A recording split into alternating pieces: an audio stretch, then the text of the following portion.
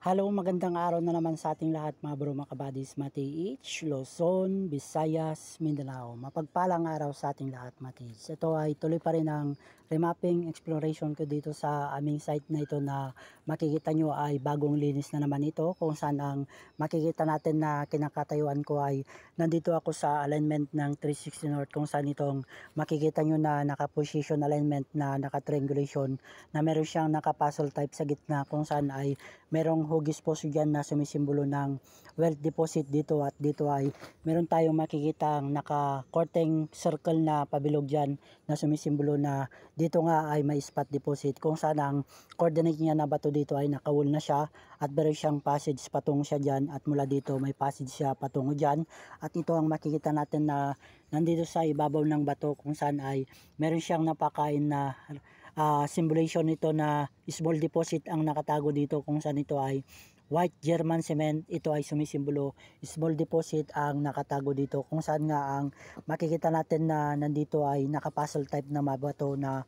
makikita natin ay ito yung isang bato na hugis puso na sumisimbolo wealth deposit, at ito yung coordinate niya na bato, kung saan ang bato na ito na titignan natin ay baliktarin natin ito, Matex, ay ito ang makikita natin na meron tayong makikitang isang hole dito at ichi. Ito ang sumisimbolo ng ichi at hole, at dot doon ay sumisimbolo ito ng wealth deposit here on the spot direct under na dito, kung saan itong portion na ito ay naka-alignment ng 360 North, kung saan ang coordinate niya sa 180 South, Matage, ay diretso natin ng 180 South. Matatamaan natin yung nandito sa gitna na bato na tatlo, isa, dalawa, tatlo, at yan ang magiging base mark for current point ko, kung saan ang 180 South, diretso natin ng 180 South ay tatamaan natin yung naka-simulation pyramid na bato doon na may layo siya mula dito, Matage, ay 35 feet patungo doon, at mula dito may sukat naman siya mula dito sa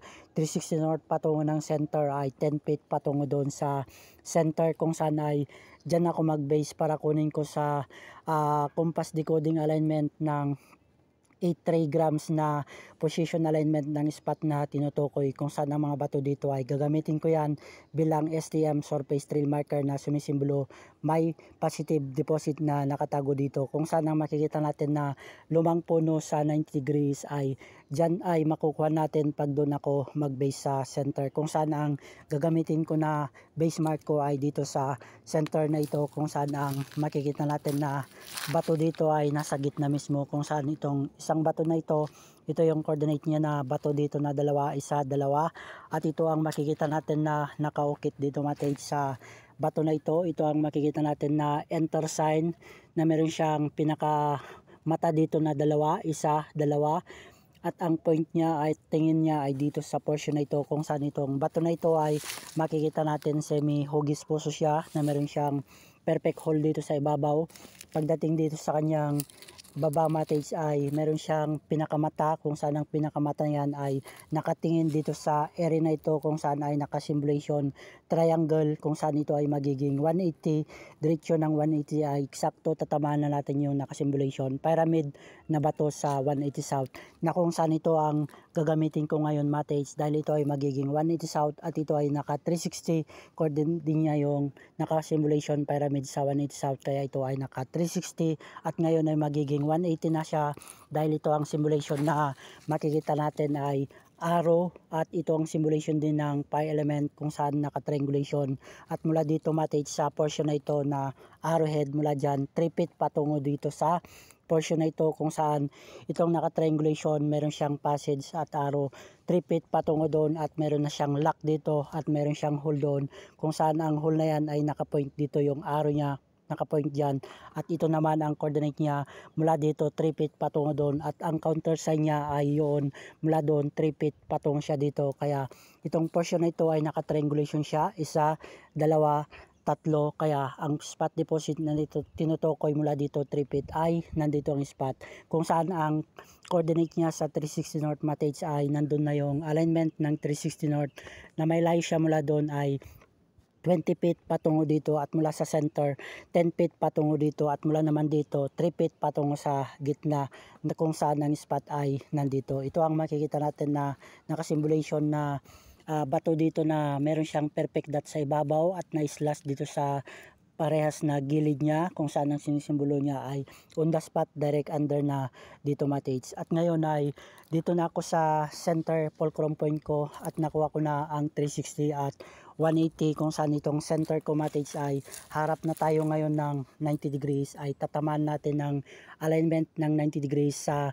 90 degrees yung puno na yan, kung saan ang coordinate niya sa 270 west ay direction natin ng 270 west ay tatamaan natin yung nakasimulation na square na bato doon na simulation kutsi sa 270 na may layo siya mula dito mates ay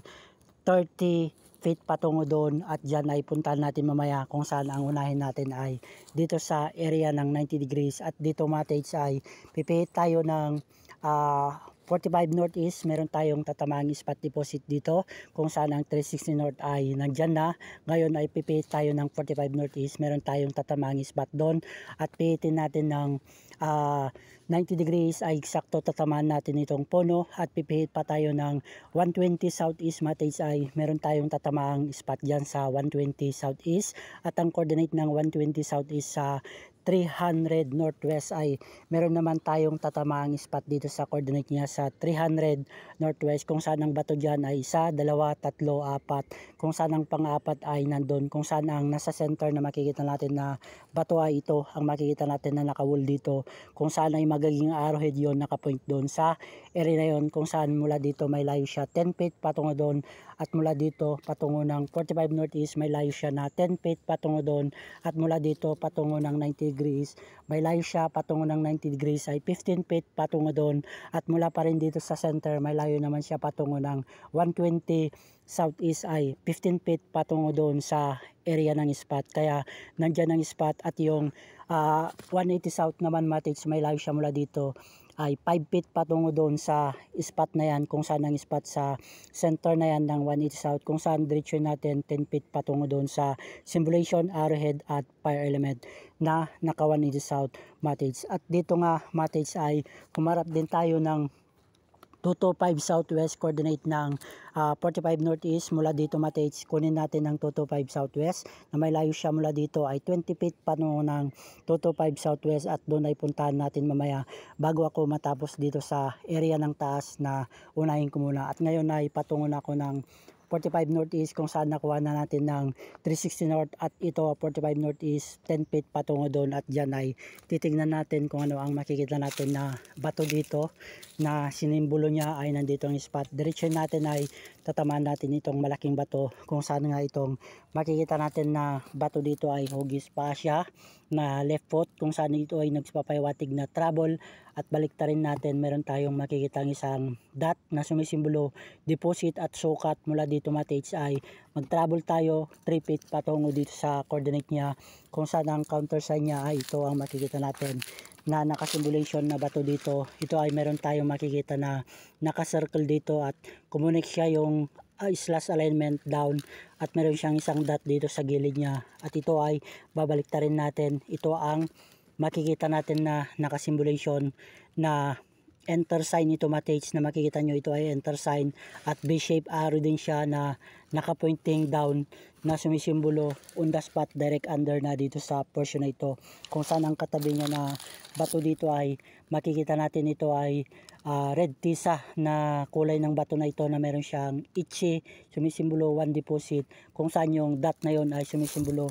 on the spot na dito sa area na ito, kung saan yung maliit na bato na meron siyang dot at left foot siya, nag-travel tayo 3 feet patungo siya dito mates. At ngayon ay humarap tayo sa kanyang coordinate sa 225 southwest, ay tatamaan natin yung spot ng 225 southwest na coordinate niya itong 45 northeast. At ngayon ay nakuha ko na dito, at nandito na yung alignment ng 90 degrees na lumang puno, kung saan ay meron siyang katabing bato na malaki dito, at dito ay meron pang bato dito sa kanyang mismong ilalim, kung saan itong ilalim niya mates ay makikita natin itong ugat niya ay meron siyang nakapaikot na circle, na ito ay hindi ko masabing man-made lamang ito, kung saan itong bato ay nandito mismo sa ilalim niya at meron siyang isang dot. Ngunit ang kunin natin na sukat mates, itong isang pinakaugat niya mga tids ay mula dyan, kukuha tayo ng sukat 9 feet patungo dito sa area na ito kung saan ang tatamaan natin na bato ay ito ang makikita natin na bato kung saan ang isang lumang puno na uldohat ay nandyan na, kung saan yung coordinate niya na dalawang bato magiging passage yun patungo siya dito sa area na ito. At ngayon ang makikita natin na bato dito ay ito ang makikita natin na meron siyang hole dito na maliit na babalik rin natin mamaya kung saan ang ibabaw niya. Ito ang makikita natin na enter sign kung saan balik rin natin mates ay ito ang makikita natin sa kanyang ilalim na nakaukit na ito ay meron siyang hole at yung malalim na hole na ito ay sumisimbolo na on the spot direct under na dito, kung saan itong hole na ito ay sumisimbolo ng wealth deposit dito sa area na ito, kung saan ay baliktad natin mates ay nakakorteng puso rin siya na sumisimbolo wealth deposit dito sa area na ito, kung saan nga ay on the spot direct under na dito, kung saan itong katabi niya na bato dito ay hugis puso rin ito mates na makikita natin. Ito ay hugis puso, baliktarin natin, hugis puso pa rin siya na sumisimbolo wealth deposit dito at meron siyang symbolization C. Ibig sabihin naka-alignment ito ng is alignment at ito rin ang symbolization ng portal or door entrance, kung saan nga ay sumisimbolo rin ito ng metal element na nakatago dito sa portion na ito. At ngayon na nakuha ko na dito sa 90 degrees at ngayon ang puntahan natin ay nandito na ako sa alignment ng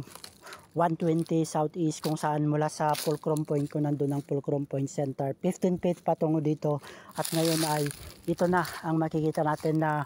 kinaroroonan ng alignment ng 120 southeast dahil ang 90 degrees ay nakuha na natin itong lumang puno nandun ang spot. At ngayon ay ito ang makikita natin, meron tayong makikitang hole na malaki dito na meron siyang katabing dot. At itong dot na ito ay meron siyang countersign dito na naka-triangulation na dot, isa, dalawa, tatlo. At ito ay sumisimbolo ng deposit. At itong naka-align na dot mates ay countersign coordinate niya patungo doon sa portion na yon, kung saan yung bato na makikita natin ay itong bato na ito ay magiging mata na ang tingin niya at point niya mula dyan 3 feet patungo naman dito. At itong bato na ito na coordinate niya ay makikita natin meron din siyang mata at arrowhead na nakatingin dito sa portion na ito, kung saan ang spot ay dito nga, kung saan ang katabi niya na bato ay meron siyang passage pagitan patungo siya dito. Kaya itong makikita natin na bato dito ay ito ang sumisimbolo na kinaroroonan ng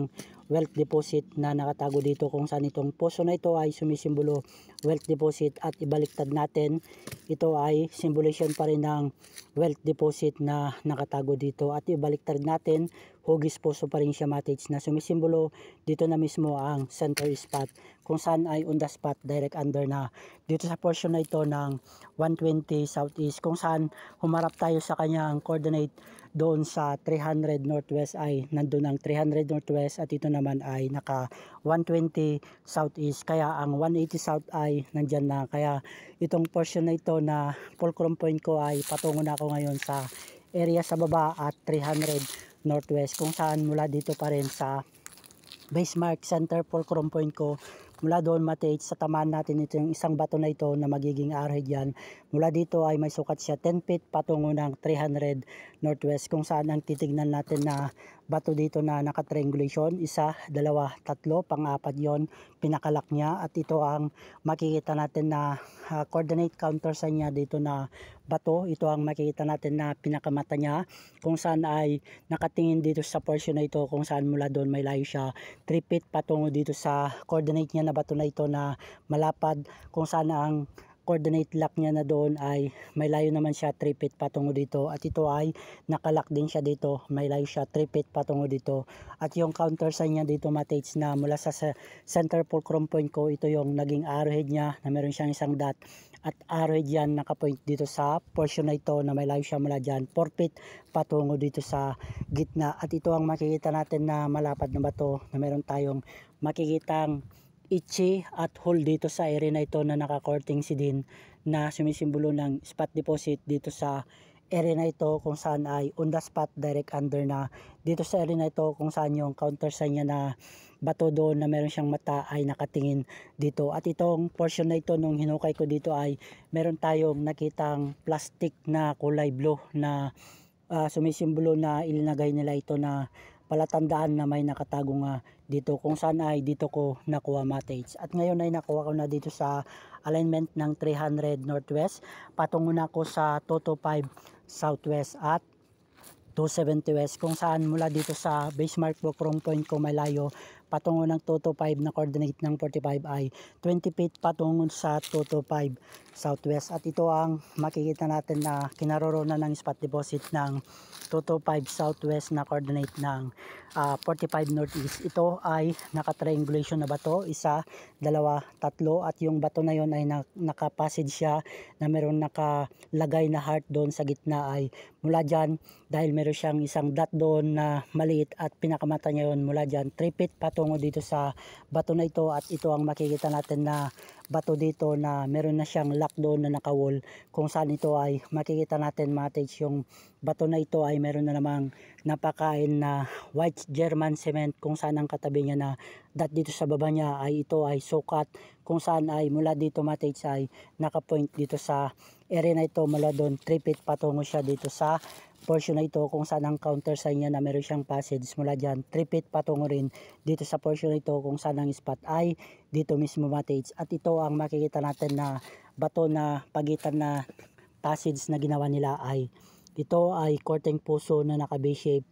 at ito ay sumisimbolo ng wealth deposit, kung saan nga ay patungo yung passage dito sa area na ito, kung saan ang makita na naman natin dito matage ay meron na namang plastic na puti na nakalagay dito na palatandaan na may nakatago nga dito sa area na ito, kung saan nga itong German white cement ay yan ang simbolo na may nakatago dito sa 225 southwest. At ngayon ay humarap na tayo sa 45 northeast, nandun na ang 45 northeast at base mark fulcrum point ko ay nandyan na naka 45, at ito naman ay naka 225. At mula pa rin sa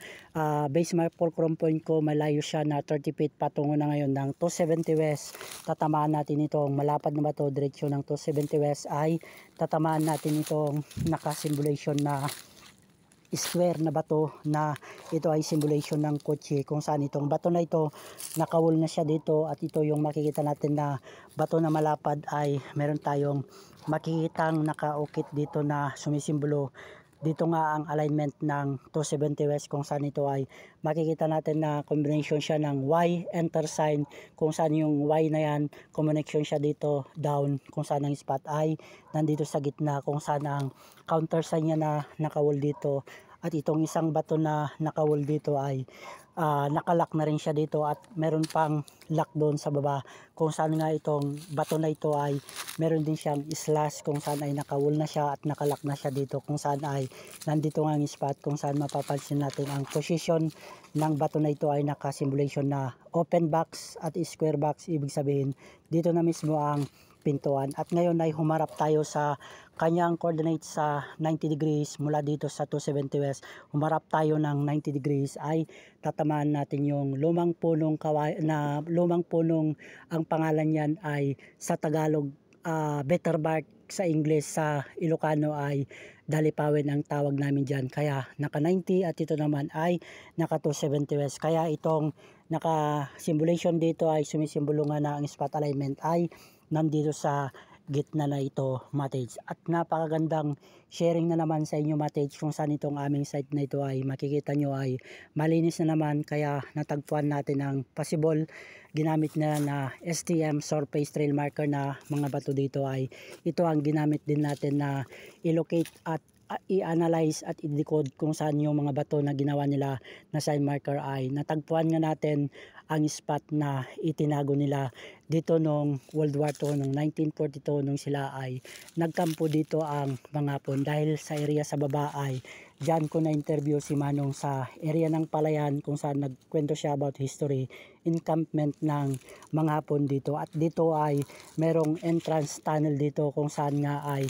itong area na ito ay lumubog na, possible itong area na ito ay pinasabog ng mga Hapon, kung saan ay nandyan ang entrance tunnel patungo doon sa pinakamalaking spot deposit kung saan yung old duhat tree nandyan sa taas sa gitna. At ito ay napakagandang sharing na naman sa inyo, mates. At makikita na rin natin yung old kawayan doon sa area sa kabila kung saan yung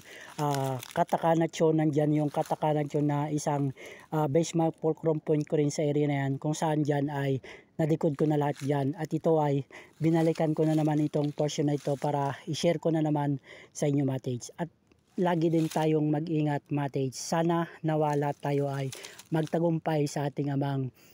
lumikha na guidance, i-guide niya tayo para tayo ay magtagumpay. At sa lahat ng mates, more tiyaga lang sa atin, abalayam, and King Messiah Washai, guide and bless sa ating lahat, mates. More tiyaga lang sa ating lahat. Yada, more power to all.